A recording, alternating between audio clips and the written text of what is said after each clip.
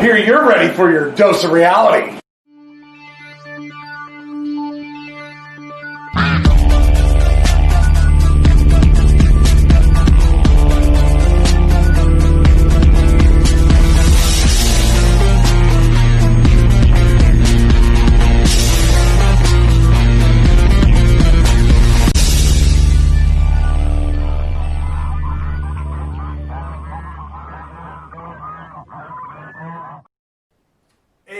What's up, everybody? Welcome back to the Dr. Quack podcast. I'm your host, Dr. Quack, and I'm the real host, the important one, Mr. Mayhem, and I can't believe you. What? We talked about this like we were never going to do this, and you put this crap on the roster. Oh, I did. Because it's No Holds Barred. Yeah, that movie. Today's episode... For the Dookie! Dookie! Yes, today's episode, we are reviewing a wrestling classic. By the way, rest in peace, Zeus there, tiny listener. Definitely, and it's funny because this movie was actually on our agenda to do. It was, I think, the day before. Yes, it was the day before we talked about doing a movie. I thought we were going to do Body Slam, but no. We joked about this one, and this is the one you put on there. Yeah, this one here, and I want to let you know, I did not pick this personally. Who picked this? I was the one joking, said it would be funny if we just trashed this movie. I didn't mean it seriously, folks. See what happens when you bring up suggestions? Comes out here. And that's why I'm the host. We shouldn't do this garbage. But let me tell you, I love this movie on certain standpoints because this is very nostalgic for me. It was the first movie I ever got to see in theaters. My parents, I remember them taking me when I was about 9 years old when this came out. You know, I was very excited, you know. And your parents were not arrested for child abuse? They were not. See, thank you, Mom and Dad. Wow. Yeah, I mean, I loved it. I mean, because, you know, the old nostalgic standpoint of it. Hulk Hogan, you couldn't get any bigger than that in the 80s. You know, Ripple came out there. So let me ask you, what was your favorite part of this movie? There were two things that I actually can say that I liked about this movie. There's two, and only two. I will say that while the wrestling action towards the end with the final match was a little cheesy, at least the tone of the music along with the cuts of the action, it did build up a decent feeling. And then the other thing, it was the greatest part of the whole movie was the end credits.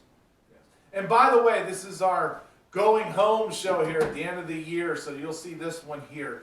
I just want to make sure they knew that. Now, my favorite of this, what was probably the fight with the limousine over there. That whole thing where Hogan busts out all big and he lands down there and he beats the crap out of everyone. That was horrible. But then he goes, "What's that smell?" And he goes, "Dookie." That was so horrible. I mean, Hulk Hogan sitting there kicking a car and the car is swerving. I'm sorry, he's not that strong. And then he jumps through the roof. I mean, it was a sunroof, so he jumped through it. It was probably with a metal plate over it. Yes. No. And the bad thing, when he grabs the guy that ends up pooping himself, it was the driver, he's not doing anything like he's threatening him. He's barking at him. Did a 13-year-old write this? I mean, seeing that, my other favorite part, of course, was while they're over there in the fight scene in the bar and everything.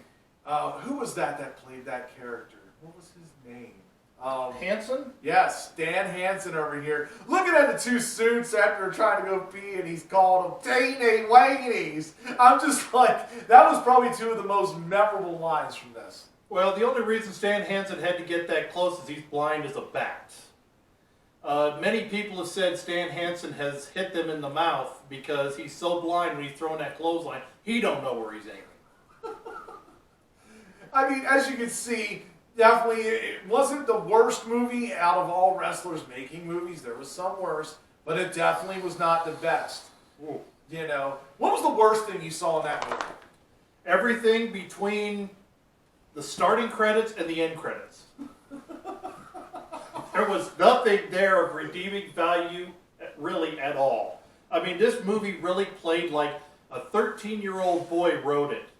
You know, Rip is made out to be a jerk and a pervert because, you know, he treats everybody like garbage, and then he's sitting there macking on the girl that's walking in trying to be his press agent. He's like trying to see down her shirt and looking at her behind. You know, Rip's a jerk. Samantha M. Moore. Yeah, they said that like 15 times in that movie. This was a bad soap opera. The love scenes were bad soap opera. I mean, I'd rather watch Larry the Cable Guy in Witless Protection. yeah, this wasn't even All My Children bad. This was, God. Yeah, the other one, I mean, if you want to play the no-holds-barred drinking game, I want you to take a shot for every time the phrase, "you jackass," is said. It's a total of 5. So you're only going to get 5. Is it 5? I thought he said it more. No, he said it 3 times in the beginning and 2 times at the end. I think he said it a few more times, but you tell me. I didn't count. I just know it was said a lot, and it's definitely a familiar line for me. Okay. So actually, I do have one more. There were a lot of wrestlers in this movie, and they got to get their Film Actors Guild card. Yes. Besides the embarrassment known as Hulk Hogan, besides Jesse Ventura, who already had one, Brother. Mean Gene got himself one. Yes. Bill Eadie, Demolition Axe, for those of you that didn't know. He's the guy that fights in the WWF in the beginning with the spiky hair. You know, Axe had slicked his hair back while he stood it up for his match with Rip. Rip on! Yeah, I wish you'd have ripped something else. Joey Morella got his card before he was killed in a car accident.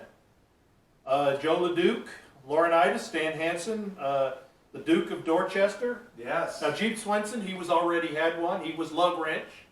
And he was also in the horrible, atrocious Joel Schumacher Batman and Robin movie. He played Bane. So Jeep Swenson already had a card, but oh man. Next time, when I tell you I'm kidding, I'm kidding. Well, see what happens when you kid. See, you never kid with me. Never kid a kidder. But overall, this was a decent movie. No, it wasn't. I gave it, out of 5 stars, I gave it about 2.5. I thought that it was somewhat nice to watch it after probably, 20, 30 years. It gave me a lot of nostalgia. But outside that, it really didn't hold up the test of time. After 30 minutes of this hour-and-a-half schlock fest, this Hogan stroking his ego movie, I can't give it 0 stars because that's an insult to 0 stars. Yeah, and Tiny Listener did a great job in this movie. I'm just going to point that out too. Yes. He has done many other things. For those of you that weren't familiar with his career other than Zeus, he was the president in The Fifth Element. He had an uncredited part in Universal Soldier. And Debo! It was Debo in the Friday movies.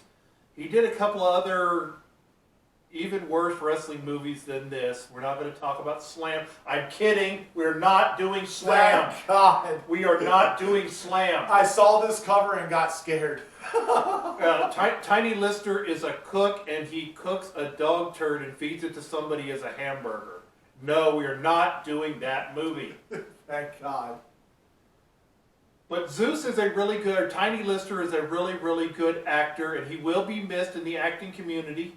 So, I'm going to give it 1 star because Tiny Lister actually was a believable, unstoppable monster. Nobody else in this movie was believable except Mr. Brell. I thought he was he's the only veteran actor in the whole movie. Yes. He did a great job, and Tiny did a great job, so I'm going to give it 1 star because they tried hard.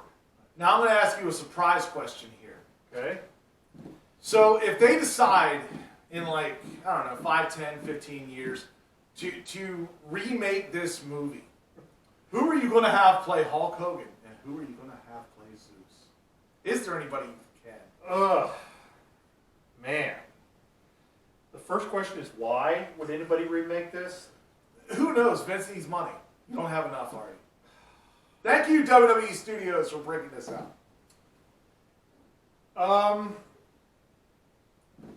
Replace Hulk Hogan. Now you're talking 5 years from now, or can it be at any time period? Any time period. Let's say All right. that they replace this. If they start refilming this movie tomorrow, Hulk Hogan will be replaced by John Cena, and Zeus will be replaced by Shaquille O'Neal. Other than that, they should never touch this movie ever again. In fact, it should be deleted from Netflix. I think since they're going to remake it, it'll probably be stupid, but I'd love it anyways. We just replace Zeus with Kevin Hart, and we replace Hulk Hogan with The Rock. Because everybody always wants to see that fight. You know, Kevin Hart versus The Rock. We always want to see it. I hope for it in Central Intelligence. Well, I'd like to thank you all for tuning in and checking out the Quack podcast. If you can, like, share, and subscribe to this channel. Really would appreciate it. By the way, we're going back here next week. We're going to start with this right here. We're going to start going back to professional wrestling. So stay tuned for that. I'm Dr. Quack. And I'm about to have a heart attack. Oh, it's going to be a good one. And I'm out. Merry Christmas, Happy New Year.